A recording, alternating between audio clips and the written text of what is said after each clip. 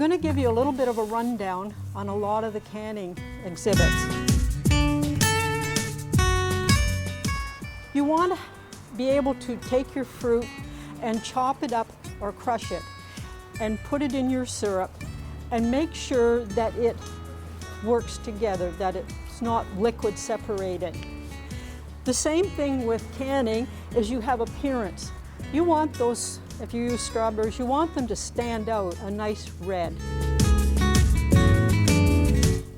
They are done from a syrup, and you want to be able to hold it up to the light and look through it, and you can see light coming through on the other side.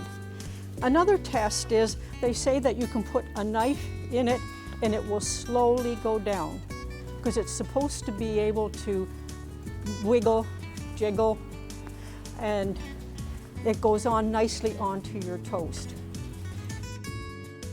The same thing is with texture. That's another 25%. And then your flavor. You want to have that flavor jump out at you. You want to know when you have a peach or an apple or a pear, whatever. So make sure that you don't add extras. Make sure that there is at least one citrus in it. Now, pickles are another thing. What I do when I do dills, I line them up on the table and I make sure that they're all the same size. Then you make sure that you place them in the jar so that it is very attractive, because there again is your appearance. Please remember, if you're doing dill pickles, I have had it where they forgot to put in the dill. That's the first thing we look for, is the dill in the bottom. Sweet pickles, take your time, chop them up so they all look the same. It just goes over much better. Remember again, 2/3, 1/3. They like to be chopped up so that everything is nice and uniform. And you should have 1/3 fluid in there and 2/3 of your vegetables. Be careful. They're supposed to be, your salsa is supposed to be a little more larger chunks. But with salsa and spaghetti sauce, please, if you like things hot, take a portion of your sample and enter it in the fair. And then you can do whatever you want with the rest of it with heat.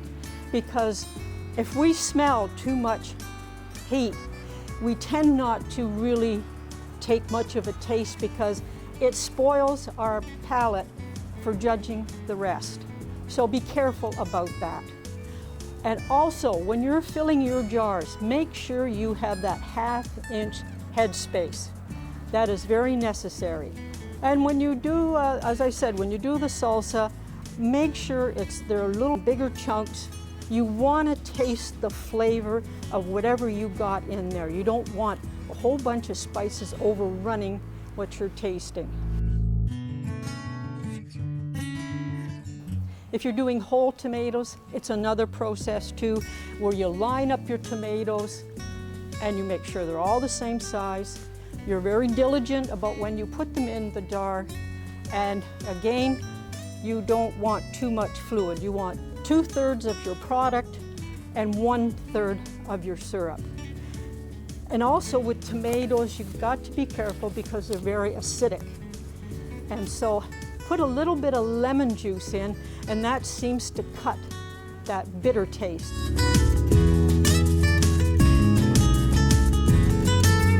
What really makes me sad is when people don't read the book and you've got this beautiful jar of whatever, and it's in the wrong size jar.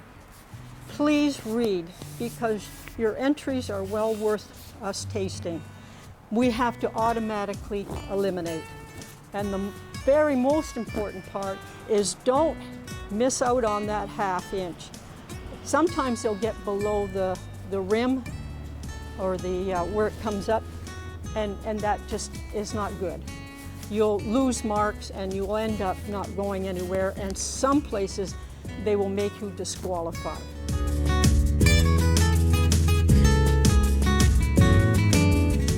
You can see sometimes with the off color, and as soon as you take that lid off, you'll know. The best thing you make sure you do is you sterilize your jars, and you put your product in when it's really hot.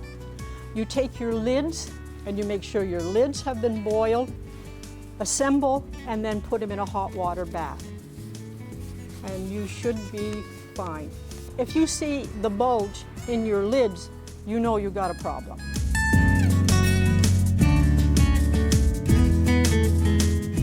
Be confident in what you do. And with today's technology, you've got that internet, they can pretty much do it for you.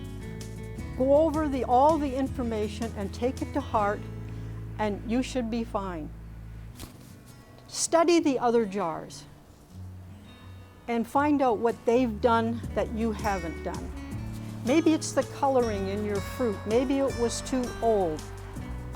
Make sure there's no blemishes, especially when you're doing canned fruit. The best thing you can do to make it better is you turn your jar upside down and back, and if you see a lot of sediment coming to the top, then you know you're going to lose marks. So maybe try and do the peaches or the pears maybe a little bit firmer so they don't break down when you're doing your processing.